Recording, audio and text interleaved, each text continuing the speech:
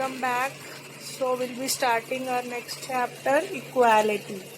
So first of all, what is equality? As we all know, equality means where everybody is treated equal. So which is an idea which gives the same respect and consideration to the all human beings. So equality is that where there is a no discrimination based on the gender, race, religion, and on nationality. So it is a treatment for all the human beings. See, basically, so now we have discussed, but do you think that treating everyone equal is possible in all the way? So whether you are, can you be treated equally, whether you are a student or a teacher or whatever? So there is a division of work gives differences in status and on rewards. So the French Revolution and anti-colonial struggles, they have given the concept of equality, where the demands for equality is raised by women and other marginal society. What is marginal society? The less number of people. So inequality rather than equality is visible in our society. We say we are equal, but actually we do discrimination with each other on the ground of race, on the ground of color, on the ground of gender, on the ground of wealth, which everything practically in day-to-day life we are doing it. So basically the equality is in opportunity. For example, if you people are student, the same set of syllabus is set for you all and the assessment is done on the same level, but at the end of the day or the session your results are entirely different. So all human beings are entitled to the same rights and opportunities to develop their skills and talents. So there are natural and social inequalities. So first of all, we would be discussing about the natural inequalities. So what are natural inequalities? Natural inequalities are where the people there is a differences based on their capabilities, based on their talents. Like same teacher teaches to the 40 students, but few students they score 100%, few they are at 80, 70, 60, so on, and few get fail also. It depends upon your capabilities and talents. Because people they are born with different capabilities, different abilities, and generally natural differences cannot be alternated. Means few they like the art subjects, few they like the science subjects, few they like the humanity subjects, and depends. So though there is advancement in the science and technology which help many differently able people to overcome with their physical challenges, those who are born, those who are physically disabled. So what is social inequality? Social inequality, it emerges as a consequence of inequality or opportunity or social exploitation by a dominant group.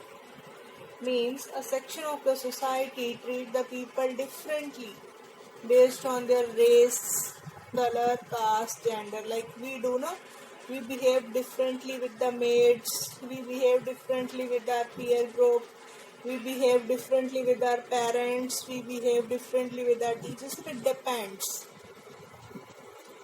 So early days, women and black people, they were considered as a weaker section, and they were denying equal rights to these people were justified. And then the most of the modern constitution contains provision against the slavery.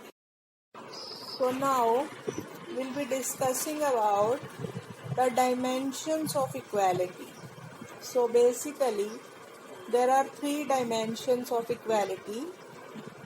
First is political equality. Political equality means it includes the equal citizenship rights to all the members of the society. Like right to vote, it is there for everyone, whether anybody is rich, poor, black, white, to whichever caste he belongs to.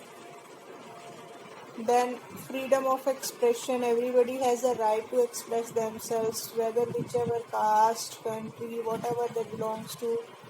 Movement and association, everybody can move from one place to another, everybody can get it associated with wherever they want. So political equality is essential for the proper development of citizens. So sufficient opportunities in economic and social spheres are essential to build up just an egalitarian society. So now what is social equality? So social equality, it gives the minimum life conditions to all citizens. Minimum life conditions to everyone. Like it provides education, should be there for everyone. There is a right to education where everybody is giving the everybody is having to get the free education. Then the nourishment, minimum wages, whatever the labor is doing, they are getting the proper wages for that. Then this thing, if it is not insured, like it is must for the society, if it is not insured, then what happen? Then talent of many people will be getting it wasted. So social equality is must. So now what is economic equality? Again, economic equality means whatever the people, they are doing significant differences in the wealth, property and income leads to economic equality. For example, if I talk about, if four laborers are working with the same skill and one is getting different wages, one is getting different wages, so then what happen? They are treated as a unequal. So for same field there should be a same, but actually it is not like that. Depends upon the skill also. Everything has a pros and cons. It depends upon their capability, depends upon their skill. And then the class differences also may lead to the clashes and violence. So then what Karl Marx says, he argued that root cause the inequality was a private ownership or property. Private ownership make the owners wealthy and politically powerful. It also leads to social inequality. So basically Marxism advocates that the public control over property is essential to tackle the unequal society. This is what the Karl Marx he supports.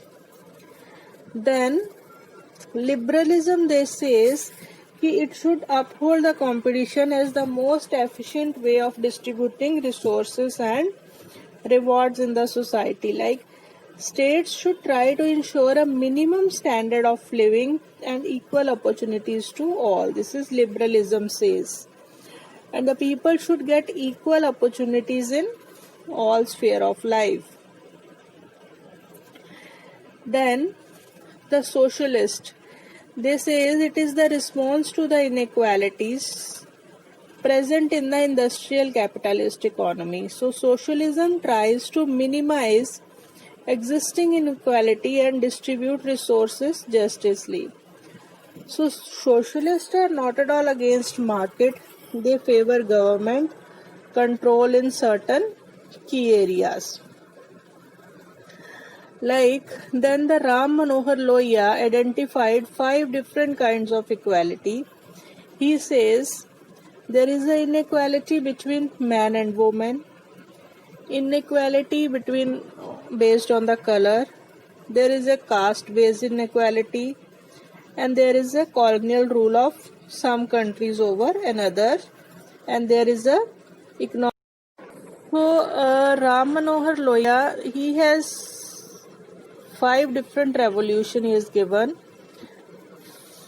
There is a feminism. What is feminism? A feminism, it is a principle, is a doctrine for equal rights for women and men.